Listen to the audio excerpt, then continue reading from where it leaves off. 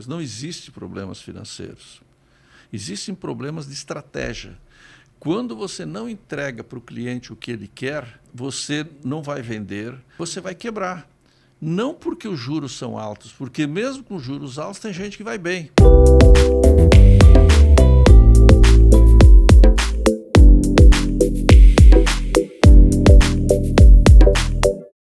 Olá, mais um videocast do Minuto Varejo entra no ar e com apoio da Federação Varejista do Rio Grande do Sul e da CDL Metropolitana. E com a gente, eu vou deixar ele se apresentar. Bem-vindo ao Minuto Varejo. Muito obrigado pelo convite, é um prazer estar aqui, contar alguma coisa sobre varejo, né? Afinal de contas, é alguém que viveu o varejo durante 45 anos desde que se formou, né? Esse Então, alguém é José Galó. Perfeito.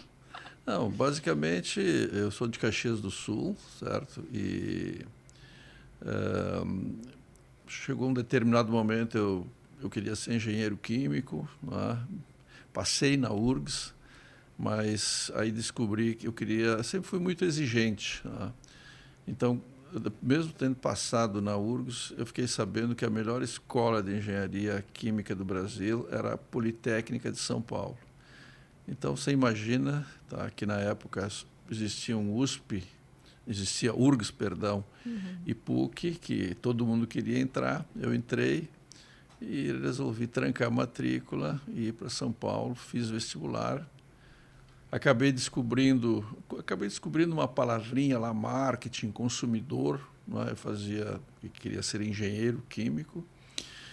E fui assistir uma palestra de um professor da GV, porque a GV recém estava formada. A GV ela foi criada para que se formassem executivos para as multinacionais que estavam vindo para o Brasil. Um grupo de professores foi para Michigan State, brasileiros, e trouxe alguns americanos, e foi assim que se formou a GV. Então, realmente tinha uma qualidade de ensino excepcional. E aí eu fui a essa palestra e fiquei sabendo que comecei a marketing é uma palavra que praticamente ninguém sabia o que era. Eu comecei a gostar dessa história de consumidor, etc. e tal, de concorrência. E aí acabei dizendo, não, eu vou fazer administração de empresas. Fiz administração de empresas, né? E comecei, já no terceiro semestre, já comecei a trabalhar, estágio. Trabalhei no maior atacadista do Brasil. Depois disso, Qual era? Era J. Alves Veríssimo, né? Era na época do atacado, que representava muito ainda, principalmente no interior de São Paulo, do Brasil como um todo, né? E ele depois criou uma rede chamada Eldorado, que eram uns hipermercados assim, espetaculares do ponto de vista de grandiosidade, de luxo, de variedade de produtos, tá? O primeiro estágio foi na companhia, na Copersucar, companhia, que na época tinha comprado o Açúcar União. E eu fui fazer um estágio lá, durante a tarde, estudava de manhã, e me colocaram a, enfim, sair com o vendedor lá, vender açúcar, repor açúcar em supermercado, né? E eu comecei a ver, então, é um contraste muito grande, sabe? Porque de manhã eu estudava, assim, coisas assim, multinacionais, estratégia, etc. e tal. E de tarde eu ia repor açúcar no supermercado. Não constantemente, né? Mas passei por isso também, no meu processo de conhecer toda a Copersucar.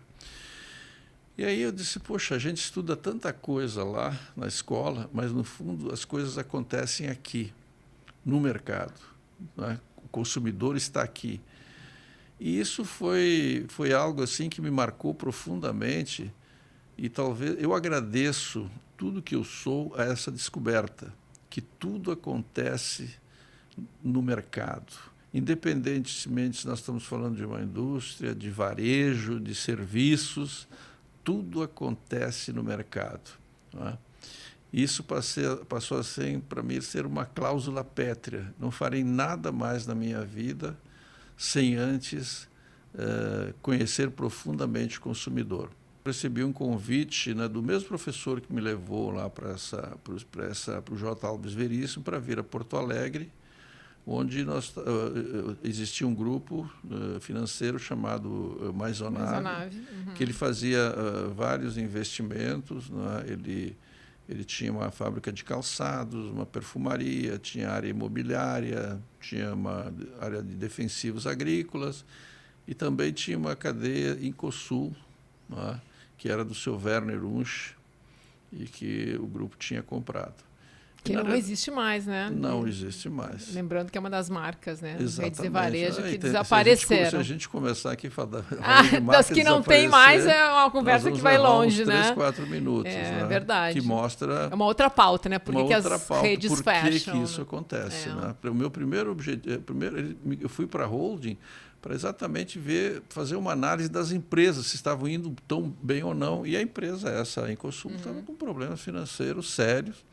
Então, meu primeiro trabalho foi, nós estávamos lá numa mesa, lá, né, só tinha lá gente do banco, e eu fiz um diagnóstico e a empresa, literalmente, praticamente estava quebrada. Né? E aí todo mundo se olhou, né, disse, olha, ninguém aqui entende de varejo. Né? Eu falei, olha, lá em São Paulo, então vai para lá, você vai para lá. Na ocasião, o Sérgio Sadi, que era o presidente da holding, nós fomos para lá. E aí foi todo um processo de recuperação, né? Onde os consumidores praticamente não tinham... Ela mudava tanto a política de preços que os consumidores não tinham mais confiança nos preços, então fazia liquidações, etc. e tal.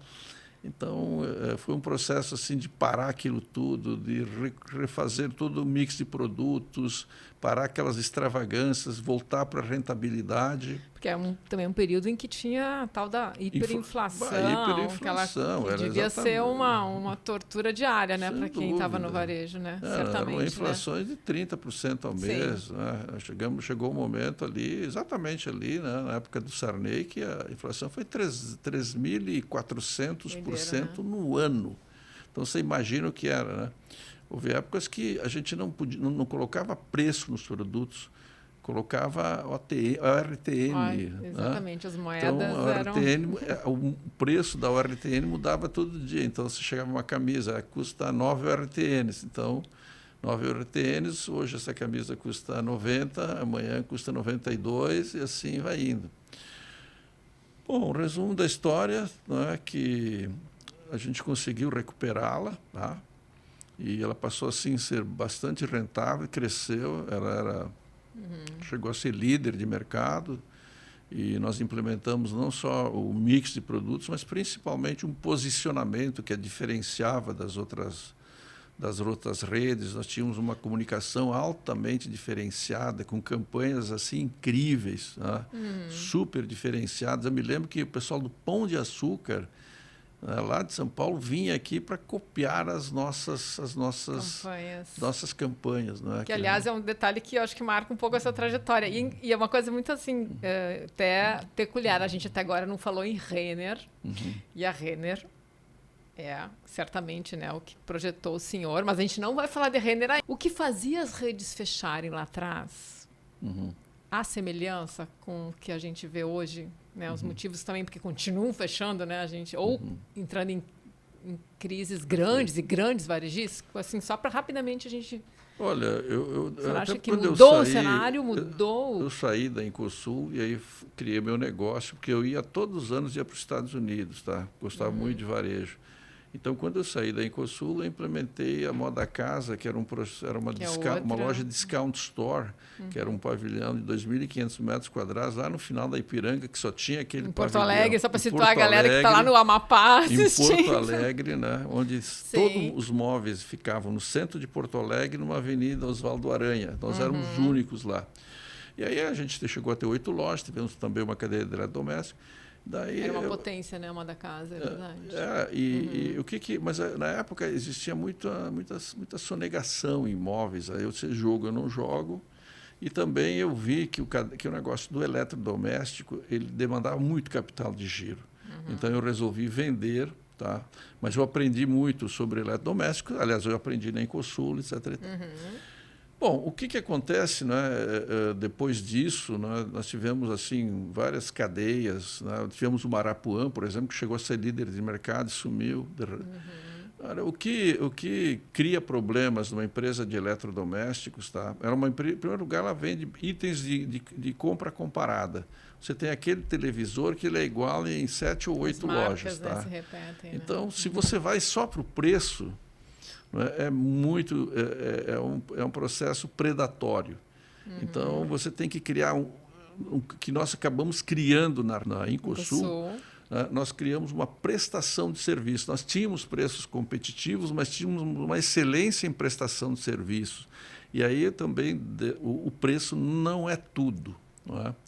Então, agora, o que eliminou muitas redes de eletrodoméstico, né, no Brasil, não necessariamente no Rio Grande do Sul, foi basicamente a questão do estoque, né? Excesso de estoque, porque a gente viveu numa economia de altos e baixos. E é um custo, né? O estoque ele pesa, o custo né? do estoque, com inflação alta, sim. E o crédito, né? O que derruba o varejo normalmente é o crédito mal dado e o excesso de estoques. Bom, e daí eu vendi então meu projeto e fui para a Renner. Né? Na realidade... Isso 91, né? Vamos fazer uma timeline aqui quando 91, o senhor vai. Exatamente. Que, aliás, eu estou aqui só para dar uma dica aí para a galera. Vou olhar para a câmera aqui, que eu não consigo muito olhar. Que a gente está com o livro aqui do Galó. Quem quiser depois saber mais detalhes, muitos detalhes sobre tudo isso que a gente está falando aqui. Antes da Renner, durante a Renner. Né? Tá tudo uma aí. Super dica. A gente vai... ler é algo que a gente... tem que fazer sempre. Especificamente, então, a Renner estava passando por um momento muito difícil, tá? Exatamente por isso, porque ela acreditou que a inflação ia acabar. Na época do Plano Cruzado, que nós tínhamos essa inflação de 80% ao mês. 1986. E, de repente, artificialmente, esse plano segurou a inflação por 6 meses e... você imagina, você com uma inflação de 80% e paga um determinado salário, de repente desaparece essa inflação, você multiplica o poder aquisitivo por 40%, 50%, todo mundo saía a comprar, nós criamos uma inflação de demanda, onde havia menos oferta e muita gente querendo comprar. E como essa inflação voltou à inflação, retornou à inflação, só que muita gente acreditou que ela não voltaria, e a Renner foi uma delas. Ela comprou muita coisa, voltou à inflação, ficou com muito estoque, aí passou a ter problemas durante 6 ou 7 anos. Tá? Então, especificamente, a minha ida para lá, né, eu fiquei basicamente... É que eu tinha feito um planejamento estratégico do Joaquim Oliveira, do Supermercados Real, que aliás foi em função desse planejamento do Real que o Sonai veio ao Brasil. Né? Real vira Sonai, depois vem o Walmart. Exatamente. Só para a gente fazer aí para a galera que situar que não está mais, que virou depois Big, que agora era Carrefour, que também já mudou muita coisa. Olha a história do dinamismo do varejo. Exatamente. Então, especificamente, né, o problema era bastante complicado, né, e ela perdeu, ela não tinha, ela sempre foi uma marca muito boa, ela tinha princípios e valores, né, antes dessa crise que ela teve, né, ela tinha o seu J. Renner deixou assim uma equipe de executivos que respeitava a qualidade, a seriedade, as coisas bem feitas, tá? Então, vem da origem da tecelagem, né? Tecelagem. Que é então, histórica, apesar de ter passado, olha só, uma cultura, quando é forte, ela teve crise de 7 anos, mas era uma questão de recompor essa cultura. Lógico que muita gente tinha saído. Então, nós o que fizemos? Nós estávamos com o produto errado, o produto que o consumidor era muito caro para o consumidor, preço muito alto. Então, nós, primeiro ano, acertamos o produto, né? Não tínhamos dinheiro para fazer tudo. Né? Com isso, nós começamos a gerar recursos. No segundo ano, nós refizemos as lojas que estavam todas em condições muito ruins. Desatualizadas, vamos usar uma palavrinha mais... E um detalhe, né, Galó, desculpe eu me atravessar, mas é que tem bastante coisa aí no meio disso tudo. Quando o senhor entrou, eram 8 lojas. $1 milhão, menos, né? Valia porque a Renner abriu seu capital em 1967. Sim, lá na década de 60. E ela valia, no dia 1º de janeiro de 92, ela valia $918 mil. Dólares. 800 funcionários. 800 funcionários. E vamos fazer assim um rápido... Uma viagem para 2024, a gente tem, agora, fiz a conta até quase 700 lojas, por aí, 4 bandeiras, né, assim, compõem. Isso. Eu não consegui ver quantos funcionários, mas milhares e milhares. De 22 mil, por aí. E, eu não sei se dá para a gente projetar, mas faturamento aí de mais de 12, 13 bilhões. Exatamente, 13 bilhões, mas e principalmente hoje o varejo como um todo está bastante depreciado. Mas há 3, 4 anos atrás, ela chegou a valer 4 bilhões de dólares. Quer dizer, considerando o valor da significa da que quem tivesse comprado $1.000 em 92 e mantido, estaria com 4 milhões de dólares. Né? Uma boa evolução da boa renda. Criação, né? De valor. E tem um detalhe que o senhor conta no livro, que as pessoas vão ter que ter o livro e ler, mas ele está ali quando o senhor começa a descrever a Renner, que o senhor fala que o senhor conta que uma das lojas da Renner até mel vendia. Sim, porque não tinha capital de giro. Exatamente, quer dizer...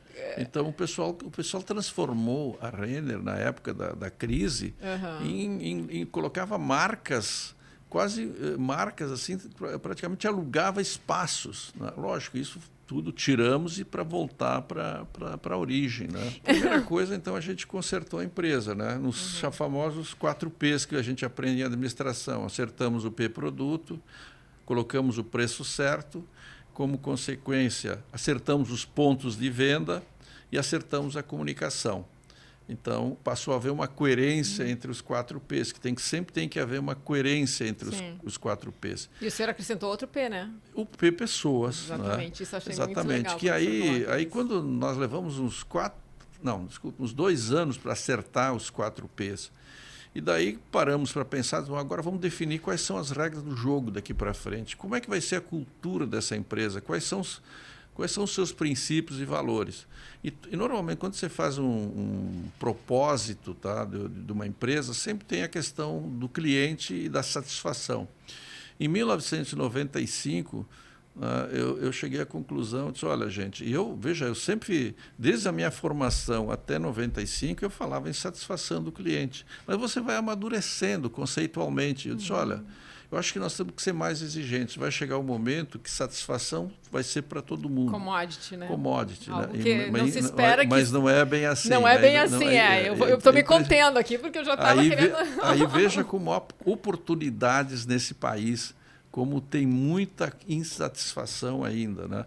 Bom, aí nós vamos encantar clientes. E a partir disso, então, é que se estabeleceu a cultura da empresa, com muito treinamento para as pessoas, com critério. O senhor tinha visto isso em algum lugar, do encantamento? O senhor que meio não, que foi... Não, daí, foi muito aí vai do lado da sua inventividade mesmo. Exatamente.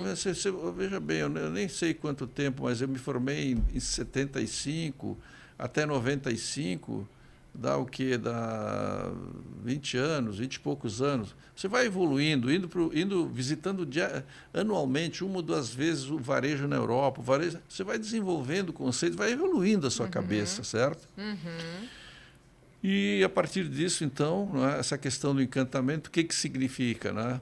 Significa que nós temos que ter os melhores produtos, nós temos que ter as melhores lojas, nós temos que ter o melhor atendimento, nós temos que ter as melhores vitrines, a melhor coleção, o melhor ar-condicionado, os melhores provadores, a melhor música dentro da loja. Então você percebe que essa questão do encantamento, ela abrange os melhores, abrange todos na empresa. Os arquitetos têm que encantar com os melhores layouts, a própria comunicação com a melhor comunicação possível, a área de compras com a melhor coleção. Enfim, então você começa a fazer, começa a mostrar para todos, né, que todos são importantes.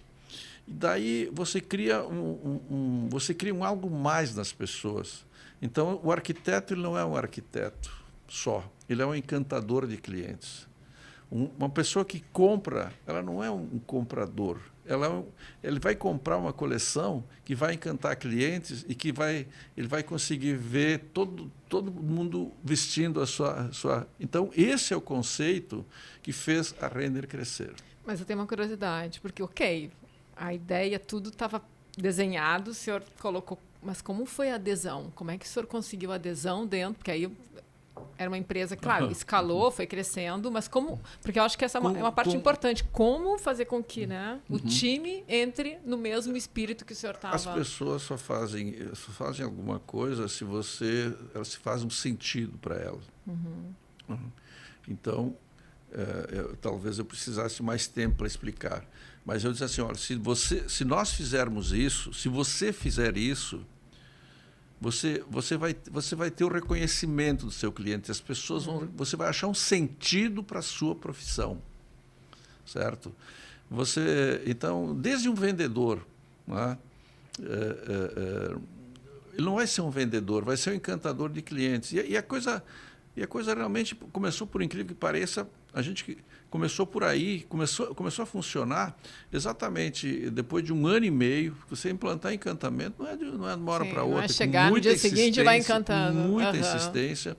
Certo. E a gente tem que preparar as pessoas, a gente tem que dar liberdade para as pessoas, a gente tem que dar autoridade para as pessoas, certo? E cada um no seu papel.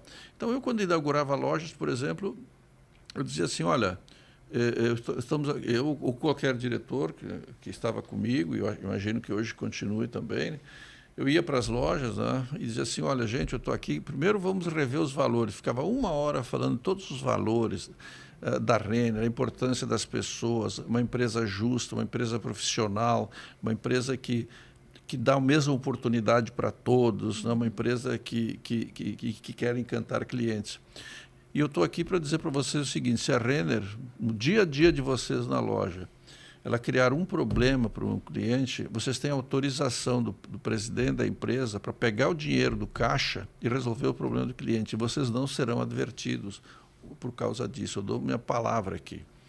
E aconteceu, né, justamente em 96, por aí, 96, que entrou na nossa loja do Iguatemi Porto Alegre uma senhora que foi buscar o smoking do marido. E quando o vendedor pegou o recibo que a senhora tinha dado, disse, a senhora deixou isso aqui em 92, nós estamos em 96, né? Isso não tem importância, eu não tenho o smoking do meu marido, né? E a Renner não vendia mais smoking, o smoking não estava lá, estava errado. O supervisor da loja, ele saiu, pegou o dinheiro do caixa, saiu, foi na concorrência e comprou um smoking e deu para a senhora. Quando eu soube disso, ninguém veio me perguntar se podia fazer isso, percebeu? Então, eu só fiquei sabendo disso umas 2 semanas depois. E quando eu soube disso, disse, quero conversar com a pessoa, com o Nilson, né, que depois fez uma carreira brilhante na empresa. Legal. O Nilson diz ali no livro, né, que ele também foi entrevistado, várias pessoas foram entrevistadas, eu vou ser demitido. Né? Ele tremeu na base.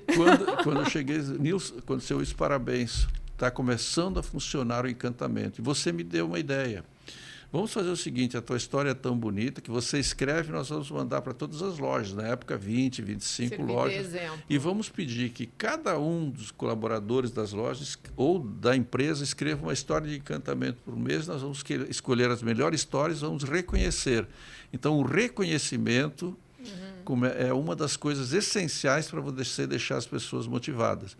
E hoje, né, quando eu saí da empresa lá, não sei como é que está hoje, assim, nós temos aproximadamente, você tem ideia de quantas histórias escritas a gente tem? Dê um número bem rápido aqui. Que nós 20 mil? 20 mil? Não, são mais de 980 Quase mil. 980 mil. Meu Deus. Exatamente. Então, o que fez a Renner crescer? Você formou um exército de encantadores. Isto é que fez a Renner crescer. Não foi dinheiro, não foi nada. A Renner sempre foi rentável, sempre gerou caixa para crescer. Então, é isso aí. Então, o que acontece, né? Agora, respondendo a sua pergunta. Uns anos atrás, bons anos atrás, aconteceu um evento aqui do Sindicato de Varejo, todo o Brasil aqui, e me fizeram para falar sobre o encantamento do cliente. Então, eu perguntei para o pessoal, Não, porque os juros são muito altos, esse governo, o juro é muito alto. Sempre o juro, você pode ver que você é um jornalista na área econômica, o juro sempre é o responsável. Né? É uma boa muleta. Eu falei para você, tem umas 1.000 pessoas, quantos de vocês já tiveram problemas financeiros? Né? 80% levantou. Quantos de vocês já tiveram problemas comerciais? 10%. Me desculpem, tá? Mas eu não posso concordar com vocês. Não existe problemas financeiros. Existem problemas de estratégia. Quando você não entrega para o cliente o que ele quer, né, você não vai vender, você acha que... Aí você vai vender o seu carro para colocar na empresa, né, depois vai vender a casa da praia e você vai quebrar. Não porque os juros são altos, porque mesmo com juros altos tem gente que vai bem. Então, para você conseguir, para uma empresa conseguir, né, de varejo, seja qualquer uma outra, primeiro, ela tem que ter na sua cultura a inovação. A inovação, mas que inovação? Eu ia perguntar. A que o cliente quer. Então, o senhor traz isso,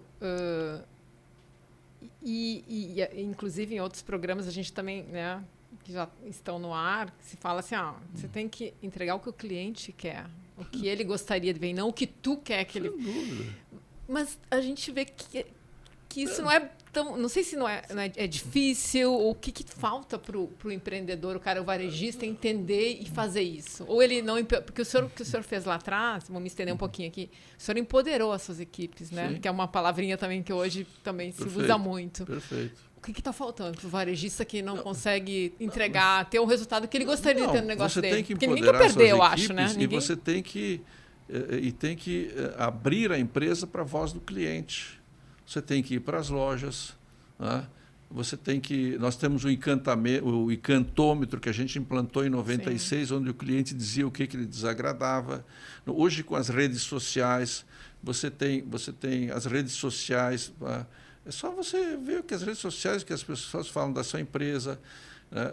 Então, na época, assim, quando alguém ligava para dizer que tinha um problema, primeira coisa, agradeça essa pessoa. Ela teve a paciência de ligar para você, de usar o tempo dela, usar o telefone dela. Isso é uma pesquisa de mercado valiosíssima. E então, de graça, o que acontece? Né? De graça. Então, o que acontece? É a humildade. Eu acho que o líder tem que ser humilde. Tá? Tem que tirar o bumbum da cadeira e tem que ir para o mercado. E tem que ver lá é que todas as coisas acontecem. E as pessoas, os times, estão sendo valorizados ou estão sendo bem informados? Porque também tem isso, as pessoas também se decepcionam com os atendimentos. Sem dúvida, mas veja bem, quando um jeito de você motivar as pessoas, tá, é você dizer para onde a empresa, para toda a empresa, para onde ela está indo. De uma maneira clara. De uma maneira clara. E qual é o papel de cada um deles nessa jornada. É assim que as pessoas se motivam. E mais ainda, tá? Mais ainda, eu acho que isso eu sempre prezei muito, é que essa jornada fosse construída não por mim e pelos diretores, mas com os principais executivos. Então, quando alguém constrói alguma coisa, ele vai dar sangue, suor e lágrimas para aquela coisa que ele contribuiu a acontecer. Então, é a questão da participação. A participação cria motivação, cria um objetivo, cria desafios. Todas as pesquisas que se fazem, tá? Normalmente o salário não é o item número 1 que os executivos gostam, as pessoas gostam. É o desafio. É o desafio, certo? Que vai fazer o cara acordar todo dia e encarar todos os dias o local onde está ali. E aí o que acontece? Se você cria uma equipe que gosta de desafios, certamente ela vai atingir os desafios. Se você tem uma política de remuneração que reconhece os desafios, você vai remunerá-lo, ele vai ter bônus, ele vai participar do crescimento, vai participar dos lucros. Então, é uma roda toda, certo? Que faz as coisas acontecerem. E para rodar tem que estar bem conectada, tudo né? Ajustado, exatamente, tudo ajustado. A Renner, ela passou por diversos momentos, diversas mãos, o senhor sempre perenizando, né? Perfeito. E tem até um detalhe que eu queria rapidinho que o senhor comentasse, mas depois a gente entrar um pouco mais assim, aí claro, na evolução, porque ela é um benchmark, né? Ela é a maior varejista de moda do Brasil. O senhor fala de como a C&A, uma das concorrentes, e acho que continua até hoje, talvez com mudanças ou com o mercado que a gente tem hoje, de quanto eles, né? O senhor cita no livro, estou trazendo um detalhe que o senhor cita no livro, que aí, não sei se um ex-presidente, um CEO que diz, vamos acabar com a Renner, ou quer dizer, claro que isso faz parte da pimenta do mercado. Exatamente, faz parte da história, certo? Quando a Renner era pequenininha ainda, né? Bem pequenininha, né?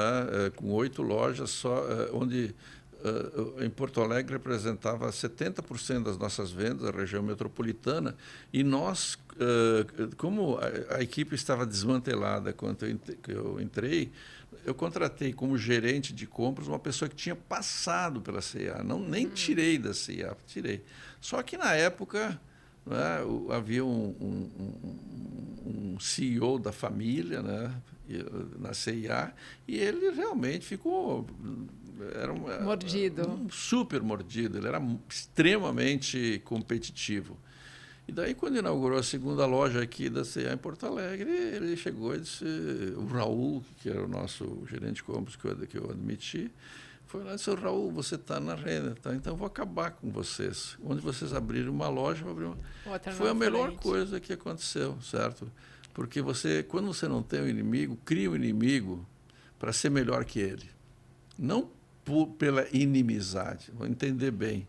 Crie um inimigo e diz assim, eu vou ser melhor que ele um dia.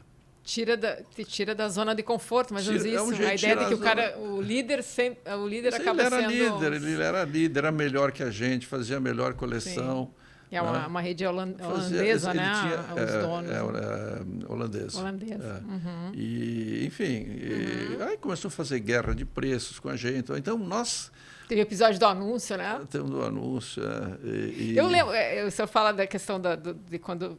Né, só para rapidinho aqui, né, que a Renner lança no final de ano a história de antecipar as compras de Natal em novembro, daí você teria aquela história da parcela que só começa a pagar em janeiro. Eu lembro porque eu era cliente da Renner, quer dizer, também até hoje, mas eu lembro dessa condição quando vocês lançaram. E o que a C&A fez? Nós fazíamos... eles sempre faziam shopping de preço, sempre 10% a menos nos preços. Condição de pagamento na época de inflação alta, a gente fazia em 2, eles faziam em 3 vezes sem juros. Não era fácil. Aí nós lançamos 4 vezes sem juros, né, em novembro, com o primeiro pagamento só em dezembro. No dia seguinte, eles colocaram... Janeiro, perdão. Isso. No dia seguinte, que era o primeiro pagamento, já era em 5 vezes sem juros. Mas só em Porto Alegre. Com o resto do Brasil, eles praticavam 3 vezes sem juros. Aí nós não tínhamos loja em São Paulo ainda, só no máximo estávamos em Florianópolis, estávamos planejando abrir Curitiba. Eu comprei uma página do Estadão e uma página da Folha de São Paulo, né? E coloquei lá o anúncio da C&A e dizendo assim, você quer comprar na C&A em 5 vezes sem juros, com o primeiro pagamento em janeiro? A má notícia é que isso é só em Porto Alegre, né? Porque o resto do Brasil é 3 vezes sem juros. Olha, eles ficaram muito bravos, não reagiram, porque se eles reagissem, eles estariam avalizando alguém que era muito menor que eles, pararam e baixaram a bola. Mostrar que tinha uma fraqueza aí de alguém, né? Não Exatamente. Sei. Sim. Então, eu acho que essa parte bonita, né, que eu acho que a gente já teve mais competitividade, mais criatividade. Eu ia lhe comentar, como é que o senhor vê hoje? Assim, porque hoje a gente tem... o pessoal está meio amorfo, assim, sabe? Eu acho que... Na disputa das... Na disputa, na criatividade, enfim. Você não acha que o digital também tirou um pouco desse potencial de fazer esse confronto mais direto, digamos? Não, acho que não. Porque você pode também ser altamente criativo. Bom, eu entrei, a Renner era uma empresa familiar. Né? Depois disso, ela foi vendida para uma empresa americana chamada JCPenney. Depois disso, a JCPenney saiu do Brasil. A JCPenney... Na época, ela comprou o controle da família e foi ao mercado, que a empresa Renner era de capital aberto, ficou com 98%. Ela colocou esses 98% de ações no mercado e nós criamos a primeira corporation brasileira, né, a Renner. Foi um marco, quando o novo mercado só tinha 4... Inovação é isso, certo? Também. A gente pensa que inovação é só tecnologia. Não, inovação... Porque, nesse caso, é você não ter a concentração de ações num controlador, né? Hoje, que era no novo mercado hoje, é uma das regras, né? E até hoje a Renner é uma empresa que não tem controlador definido. Então, depois disso, nós tivemos a fase do Fast Retail, com a chegada da Zara, da H&M, etc. e tal. E depois disso, nós estamos agora... H&M não, Forever? Não. Veio a Forever, sim. Mas a H&M vem agora, né? Vem agora. Mas na época, quem começou assim, no o Fast Retailer mundial, sim, mundial. Né, foi a Zara, a Zara e H&M, e também, sim, nos Estados Unidos, a Forever 21. E é o grande combustível das varejistas, o Fast Retail, quer dizer, as coleções? Ela mudou completamente, né? Mas o interessante é o seguinte, todas essas 6 fases que eu falei foram de 7 anos. Cada uma? Cada uma. Uau. Não me explique por quê. 7 vezes 6, 40. Mas eu não consigo explicar por que 7 anos. São os setênios. Né? A gente, no fundo, tem muitos ciclos na nossa vida que a gente não consegue explicar. Mas, enfim... Isso seria um livro, você não acha? Está aí. Só específico, como entender os ciclos das companhias. Não, mas isso tem uma parte... Não, o senhor fala, eu vi, ele realmente já pega uma parte do digital aí. Sim, né? Aqui o senhor... Mas, quem sabe? Vamos lá. Não, mas aí vem toda a questão do digital que... Bom, primeiro o Fast Retailer, não é? Que acontece isso, mudou. Você tinha, assim, peças que duravam a vida inteira... E o Fast Retail acabou dando dinamismo. Não é? Ele começou... as roupas eram mais caras, não é? Porque duravam... era um tecido super sofisticado. Aí você, no fundo, começou o seguinte, ao invés de eu comprar uma camisa, eu posso comprar 2 ou 3 camisas de várias cores. A moda começou a se tornar muito mais dinâmica. As coleções, né? O dinamismo da moda. Então, o dinamismo da moda foi o grande combustível do Fast Retail. Ela passou a ser... E as empresas tiveram que começar a se adequar a isso. Sim. Né? E depois, então, veio justamente a questão do digital. O digital é uma tecnologia, né? Que é uma tecnologia que realmente ela apressa as coisas, ela é uma evolução. Né? E agora é importante que a gente veja todas essas novas tecnologias não como um objetivo, mas que um meio. O digital, agora a inteligência artificial, são tecnologias que elas são um meio para você fazer as coisas melhor. Né? Então, é óbvio que você pode ver o quanto foi o smartphone, a internet, o smartphone, depois digamos, a melhoria do smartphone, dos computadores, dos sistemas sofisticados. Aí você começa a ter as linguagens, a learning machines, o deep learning. Acelera mais isso ainda tudo transforma as formas de fazer, aumenta a produtividade. E é mais interessante que o consumidor ele se digitalizou antes que as empresas. Porque o celular foi a digitalização do consumidor. Ele começou a exigir mais coisa do consumidor. As empresas foram para trás, demoraram. Sim. Né? E acelerou, de certa forma, também. Né? Quando ela chegou, você já tinha todos os celulares, já tinha 1 bilhão de celulares esperando por isso. Já estava armada a forma de aplicação daquilo tudo. Porque aí, por exemplo, no caso, aí é claro, a Renner como uma referência, né? Porque o encantar no ponto físico é diferente de encantar no digital, ou as duas coisas convergem. E a gente vê que números da própria Renner, né? Que até porque a gente acompanha mais aqui né? Até por ter a sede aqui, de quanto se tem de resultado efetivamente no Omni, né? Que é a integração e da recorrência, até os dados, né, que os próprios executivos trazem. Porque a Renner estava bem resolvido, então foi assimilar uma tecnologia que trouxe mais possibilidades, ou você acha que também continua simplesmente é o seguinte, você incluía no físico, agora tem que incluir no e-commerce. Tem que encantar aqui e encantar ali. Certo? Não muda nada. O consumidor mudou. Ora, se você quer um consumidor que só estava na loja física, está indo para o digital, você tem que continuar encantando, o que você tem que fazer? Encantá-lo, seja qual for. E isso, inclusive, quando começou isso tudo, uns 12 anos atrás, eu me lembro que lá na NRF, que lá nos Estados Unidos, na National que a gente acompanha, Retail inclusive, Federation, o pessoal há 12 anos, as lojas físicas vão acabar. Sim. Tá? E aí, muita gente veio para cá e diz, não, vai acabar tudo, temos que mudar tudo, etc. e tal. Né? Agora, uns 2, 3 anos atrás, as lojas físicas estão voltando. Isso se chama a lei do pêndulo da tecnologia. Mas está tendo também, nesse momento, um movimento também interessante de fechamentos. Sim. O mercado americano está bem forte, né? Acho que o senhor acompanha também. Perfeito. Atrelado a uma série de questões, seja de questões objetivas, né? De estrutura financeira, como também o digital, ou a mudança das pessoas, que isso também, não sei como é que o senhor vê esse... E quanto pode chegar aqui essa aceleração do digital que impacta... Mas você quer ver, no meio disso tudo, você tem empresas que crescem pra caramba. A Zara, por exemplo, ela cresce. E ela fez um movimento, né, de dar uma recuada e impulso ao digital, mas sem dúvida. Hoje você vai nos Estados Unidos, você vê as lojas se renovando. Você pega uma Banana Republic que estava começando a cheirar mofo, certo? As lojas são maravilhosas, certo? Quem ficou pelo caminho foi quem não se atualizou, não só no digital, mas se desatualizou nos 4Ps. Não mudou a coleção. A Gap, por exemplo, ela está sendo engolida pela Uniqlo. E ela tentou, né?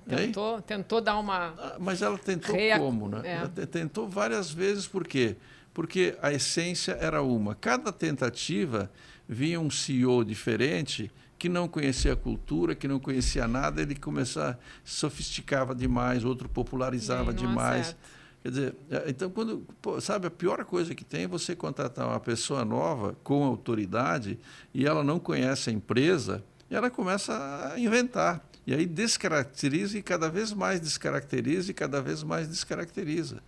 Um CEO pode ou colocar a empresa no melhor momento da história dela ou destruir. Como é que o senhor vê assim hoje, no geral? Os senhores estão preparados para encarar os desafios de hoje? É muito difícil você ter pessoas boas no varejo, sim, sabe? É muito difícil. Em vários setores, não só em moda. Uhum. Exatamente, é muito difícil. Isso o senhor fala do mercado brasileiro ou olhando no geral? Até mundial. Tanto é que lá também, quantos CEOs mudam, né, nas empresas de varejo? A Zara não muda varejo. Agora, a própria H&M. A H&M, ela não se achou. A H&M, ela, apesar de ser grande, ela tem um jeito de fazer coleções, ela tem um jeito que é diferente e que é mais ineficiente que a Zara. Certo? Ela é grande. Agora, se você pegar os resultados da H&M, pegar os resultados da Zara, a Zara dá... Quando a gente olha isso que você falou de resultado, no caso de uma varejista de moda, o que é o dado que o senhor acha, assim, aquele que as pessoas devem olhar primeiro para entender o que está acontecendo com essa marca? Primeiro é o crescimento das mesmas lojas. Mesmas lojas. Exatamente. Okay. Não adianta você só crescer, tem que crescer nas mesmas lojas. Aí mostra que você está sendo inovador. Depois disso, você vai olhar para a geração de resultado, para o lucro operacional. Né? Porque se ela faz uma coleção certa, ela não precisa fazer remarcações e com isso ela tem um bom lucro bruto. Aí você controla as despesas, aí você tem um EBITDA, um resultado operacional bom. Se você faz tudo isso, você gera caixa e você não é uma empresa endividada e você gera bons lucros e tem um bom ROIC, um bom retorno sobre o capital investido. E para o investidor tudo é simples. Uhum. Tudo é simples. Falei alguma coisa que é difícil aqui? Mas as varejistas, eu acho que a própria Renner, em alguns momentos, também enfrenta dificuldades, porque o mercado também ele é dinâmico. Né? Como é que o senhor vê esse momento agora, 2024, com vários eu acho que... A gente tem varejistas importantes no Brasil que estão tentando aí se recompor no setor de moda. O senhor acha que é um período também de... Eu acho que todos eles têm que... testando muitas... Eu acho que todos eles têm que verificar se eles estão fazendo a sua essência, estão fazendo uma coisa diferenciada. No que eu sou diferente dos outros, certo? No que eu sou diferente dos outros. Então, esse é o detalhe. Eu não vou entrar aqui em avaliações de A, B ou C, Sim. certo? Mas quais são as regras do jogo? O que é que ganha o jogo? Eu falei claramente o que é que ganha o jogo aqui, certo? Você tem que ser um inovador, você tem que ter a melhor coleção. Né? Quem tem a melhor coleção tem um giro mais rápido, faz menos remarcações, tem melhor resultado, você controla as despesas, com isso você gera caixa, não precisa se endividar.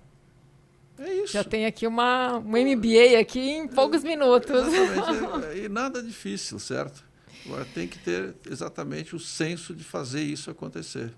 O senhor tem saudades da Renner, do dia a dia? Não estou dizendo, obviamente, né? Mas é a empresa que o senhor mais se dedicou. Não sei se depois que o senhor agora, de alguma maneira, está olhando para outras... Fala um pouco o que o senhor está fazendo hoje. Hoje nós temos um fundo de investimento, né, onde a gente tem investimento em umas 15 ou 16 empresas, né, não é o controle, são empresas. Enfim, eu estou me divertindo com isso, certo? Eu estou me divertindo com isso eu hoje, eu diria para você, eu continuo gostando de varejo, tá? Eu todas as minhas viagens eu entro no varejo, só que agora eu entro de uma forma diferente. Como eu vou buscar as coisas que eu gosto, certo? Antigamente, quando ia fazer essas viagens todas, eu voltava com 400, 500 fotos, ficava o tempo ansioso, será que vai ter isso, será que vai ter aquilo, será que esqueceram essa cor? Hoje eu entro tranquilo nas lojas, vou lá para o masculino, puxa, eu gostei dessa camisa, vou ver as lojas de tênis que eu adoro, estou gostando muito de ter tênis, eu vou na Banana, poxa vida, que coisa interessante, essa malha aqui é legal. Então, você é o consumidor hoje. As minhas viagens estão nesse nível, assim, sabe? Eu continuo, adoro supermercados. Adoro, quando eu vou para os Estados Unidos, eu vou visitar supermercados. Qual é que o senhor mais gosta lá? Tem uma marca que o senhor tem assim? Não, hoje lá nos Estados Unidos, o Walmart é o Walmart, certo? Mas eu gosto de entrar no Walmart. Eu gosto de ver a variedade dos produtos. Qualquer supermercado, certo? O Kroger, outros supermercados regionais, tá? O Sainsbury, coisa nesse sentido. Eles têm uma variedade de produtos fantástica, tá? Então, acho que isso é uma coisa que é muito marcante, uma coisa, né? Que eu gosto de ver, poxa vida, que variedade de produtos, que cores, que embalagens bonitas, como é bonita a seção de flores, como é bonita. Eu gosto de ver coisas bonitas no varejo, tá? Então, por exemplo, se eu entro numa Banana Republic de hoje, eu vou lá assim, aquilo mudou, arquitetonicamente é fantástico. Eu gosto das coisas bonitas do varejo. Você acha que eles estão exercitando o encantamento lá? Hein? Estão exercitando o encantamento? Estão, porque eles passaram por crises. Hoje, o atendimento melhorou. Quem não melhorou foram as lojas de departamento. Continua aquela coisa assim de muitas marcas, poucas pessoas para te atender, difícil de encontrar produtos. Ou tem a etiquetinha lá para comprar no digital. Elas são baleias, mas as baleias demoram para morrer, certo? Os próprios elefantes, elas vão indo, assim, você vai ver, elas dão lucro, estão aqui, vão assim no flat, mas elas também, é muito difícil se reinventarem. Hoje você pega uma Macy's, pega uma Blumendale, elas estão fechando lojas, estão ficando assim, se ajustando ao público, né? O e-commerce afetou o varejo, lógico que afetou. Hoje, quem é que... Você pega assim os shoppings fortes, os shoppings de massa crítica, eles continuam bem nos Estados Unidos. Agora, aqueles shoppings... Houve excesso de lojas nos Estados Unidos, certo? Houve excesso de shoppings. O que a gente está vendo agora, sim, é o e-commerce, mas é também que o pessoal, nas euforias, exagerou o número de lojas. As companhias admitem isso, eu me lembro, né? A pessoa que fez a Gap, né, que entrou com 40 lojas lá, e depois deixou com 4.000 lojas, tá? Ele é o Mike Drexel, tá? Ele, quando saiu, ele foi mandado embora da Gap, na realidade, tá? Mas ele saiu e disse assim, eu errei. Eu coloquei mais lojas do que eu preciso aqui, do que aguentava o mercado, e eu perdi o controle da coleção. Pronto. Acabou. É difícil ver, né? CEO que admite. Exatamente, mas é que naquela euforia de que tudo, quando tudo dava certo, aí é que está, né? Você tem que ver, tem que ter o controle, tem que ter uma sensibilidade. Vem cá, esse negócio vai demorar quanto? Até onde eu posso ir? Que é uma coisa que está acontecendo hoje. Eu vejo hoje aqui no Brasil, por exemplo, os atacarejos. É muito atacarejo. Você acha que está over já? Eu acho que está começando a ter over de atacarejo. Porque a preocupação, até a gente acompanha, né, o setor, né, aqui no Rio Grande do Sul, inclusive, eu acho que no Brasil talvez seja o mercado que mais expande, né? Porque que chegou mais um pouco depois, talvez, a febre dos atacarejos, mas a preocupação dos mercadistas com essa assim, com essa quase com me fugiu a palavra. Canibalização, exatamente. E é um outro assunto. Hoje nos Estados Unidos você tem $1, aquelas Dollar lojas Tree, né? Estão sofrendo pra caramba. Estão fechando lojas, são várias. O varejo é uma roda. E a gente vê a Amazon indo para o varejo, né? Vai abrir farmácias mas ela comprou o Whole Foods e ela está arrependidíssima de ter comprado o supermercado Whole Foods. Será que está? Mas eles têm usado muito na estratégia do... Sim, mas é que ali está próximo, ali está dentro. A relação com o consumidor, Sim, mas eu diria assim, eu não sei, talvez eu possa estar cometendo uma injustiça, mas eu não sei se ela considera o projeto de clínicas de saúde, na farmácias eles já tinham. Não, mas eles não tinham físico, eles vão abrir farmácias. Fora do... Vão abrir física. Sim, mas dentro dos Não, eles vão ter farmácias mesmo. Bom, então é recente, na verdade, que eles até... eu acompanhei agora, recentemente, eu fui acompanhar lá nos Estados Unidos e tá entre as 7 ou 8 definições assim agora de futuro, e uma delas é que eles trazem a experiência até da questão clínica, nessa parte toda de atendimento de saúde, que é diferente lá, a regulamentação para a questão do...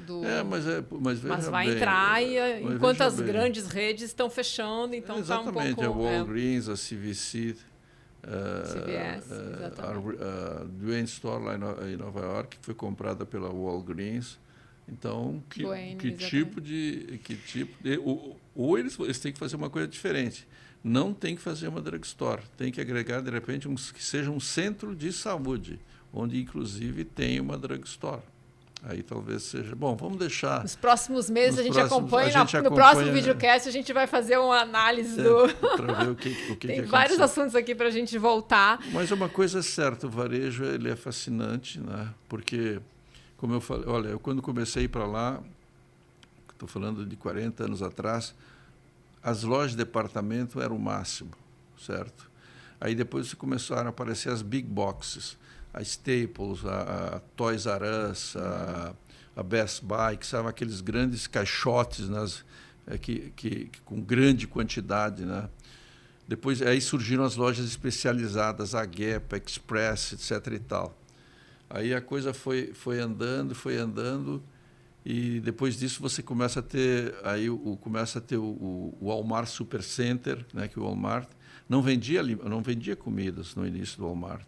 Ele não tinha um food center. Eu fui visitar o terceiro Walmart Supercenter em St. Louis há 30 e tantos anos atrás. E o Sam Walton descobriu que podia colocar alimentos aqui no Brasil visitando um Carrefour, que ele era muito amigo do Jorge Paulo Lema e do Beto Sicupira. E ele foi a um Carrefour aqui no Brasil e disse, poxa, que coisa interessante. Porque os hipermercados franceses que foram para os Estados Unidos, o Auchan e o Carrefour, e o próprio Kmart, que fizeram hipermercado, fracassaram. Por quê? Porque era um bicho que os americanos não conheciam. Eles conheciam o supermercado, a drugstore e o Walmart sem o food center. Aí, o que o Sam Walton fez? Eu vou pegar um negócio que todo mundo conhece e vou devagarzinho colocar o food center. E esse foi o grande reinvenção do Walmart. E hoje você tem, em moda, indiscutivelmente, né? Você tem as grandes operadoras aí, grandes revoluções vieram da Europa, né? Que você tem a H&M, você tem a Zara, né? Que realmente são as grandes inovações a nível de moda, e enfim, talvez algumas cadeias especializadas, né? A Uniqlo, perdão, os três. Que é a japonesa, né? Que é a japonesa. Então tá, a gente tinha mais assuntos. A gente não falou, não sei se o senhor quer dar um toquezinho só na questão da sustentabilidade da ação do varejo na questão ecoeficiente, né? Porque varejo de moda, a gente falou muito aqui basicamente, mas ele é um dos grandes geradores, né, sei lá, ou de resíduo ou né, da questão das roupas. Como é que... Eu acho que era importante o senhor trazer assim, uma reflexão sobre isso, né? Eu acho que é um grande desafio que vai ter uma solução. Né? Hoje você já tem tecidos sintéticos, né? Que, por exemplo, a celulose ela vai gerar um fio sintético, né? Que pode substituir tranquilamente o poliéster, que é uma coisa química. Você tem o resgate, você tem o algodão reciclado. Devagarzinho nós estamos indo, né? Eu já tenho hoje assim as cadeias assim maiores já estão com uma participação relevante de 40%, 50%, 60% das roupas, uma parte... Com esses materiais. Exatamente. E é inevitável que isso aconteça, tá? Porque eu acredito muito mais na solução dessas alternativas, certo? Naturais, do que a mulher abrir mão de ter muita moda. Então tá. Não adianta, sabe? Até porque, né, as mulheres estão sempre buscando a inovação as novidades. É a indústria da moda. Então ela vai ter uma solução. Okay. Mas ela não vai, sabe? O encantamento não vai acabar, então. O encantamento vai acabar. Só dá dica pra gente, quem quiser ler o seu livro, ter o seu livro, tem alguma, não sei como é que está, compra nas livrarias. É um livro que ele realmente fala tudo isso que a gente falou, não é? A gente falou sobre pessoas, já falou sobre encantamento, falou sobre a simplicidade, que um dia que você quiser falar aqui sobre empresas com simplicidade, que eu acho que todas as empresas bem-sucedidas são empresas simples. Que eu tenho uma grande admiração, a IKEA de móveis, a Audi alemã, a Zara, a própria Apple, a própria Costco americana, que é um atacarejo. Né? Então, ele fala aqui sobre simplicidade, sobre a primeira corporação do Brasil, toda a história, propaganda, a importância, pessoas, o segredo de tudo, quem encanta é encantado. Quer dizer, tem muito assim... Se você encanta o consumidor, ele volta, te encanta, e aí você fica feliz e te estimula. Sim, é um processo que se alimenta, né? É um processo, então. Não dá, deixa as pessoas descobrirem. Está aí, certo? Ele já vendeu muito... Milhares e milhares. Mais de 25 mil exemplares, na máxima normalidade, no boca a boca. E, então, eu acho que... pode ser útil para quem gosta de varejo ou que gosta de empresas, enfim. Quem quiser saber sobre história, então... Eu agradeço a oportunidade de estar aqui trocando ideias. Muito legal. Né? Eu gosto muito de troca de ideias, de conversar sobre isso. Hoje, assim, uma das coisas que me realiza é exatamente dividir a minha experiência. Então, hoje, o que eu mais gosto de fazer nas nossas investidas, no nosso fundo de investimento, portfólio, é exatamente a importância do consumidor, é isso, é aquilo. E normalmente é gente nova. Então você tem um prazer especial, assim, sabe? São ideias de gente que não tem, que aceita muito mais as ideias. Legal, muito bom, as novas gerações. Então tá, Galó, super obrigada.